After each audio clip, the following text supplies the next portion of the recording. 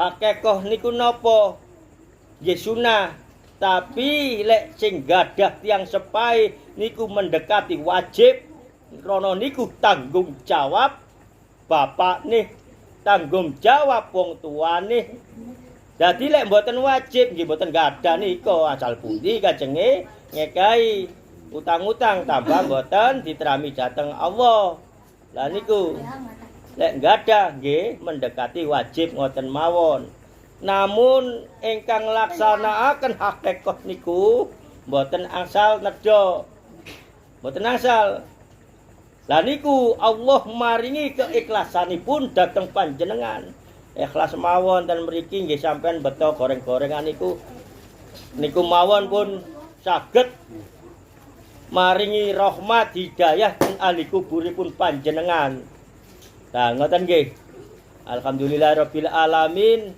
Niki hakikat ingkang diparingaken ten mriki mugi manfaat kanggo keluargae termasuk putrine dadosa ingkang tiyang manfaat ten donya lan ten akhirat. Lah niku nggih. Lah niku mboten asal tumut nedha termasuk nadar.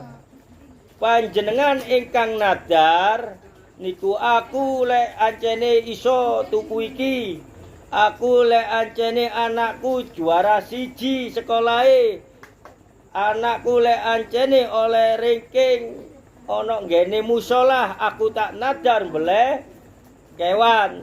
Moko niku nggih mboten asal tumut nedha keluargae. Nggih sekecil niki panjenengan mboten semerap krana niki mboten diajar-ajaraken.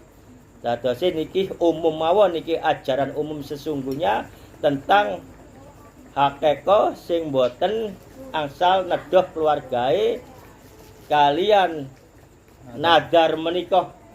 Lah lek nadar niku pun wajib senajan boten gadah harus panjenengan padosaken krana panjenengan pun berjanji kepada Allah lek keinginane panjenengan tercapai panjenengan niku kudu nggih nglaksanakaken napa nadaripun panjenengan. Lek mboten panjenengan laksanakaken moko Allah ngutus makhluke nggih macam-macam makhluke nika ingkang umum nggih berbentuk ula. Nah, niku atos-atos panjenengan lek enten berapa kali enten ulah niku mlebet ten griyane panjenengan nggih panjenengan kudu mawas diri. Lah niku kudu sampean laksanakaken. Nggih kula kiyambak nggih mantun ngalami ngeten mongko kula sanjangaken panjenengan. Kula pejahi uloe. Berapa kali ternyata kula nggadah nadar krana kula lali. Krana pun kesampean nggih kudu dilakoni. Cukup semanten. Assalamualaikum warahmatullahi wabarakatuh.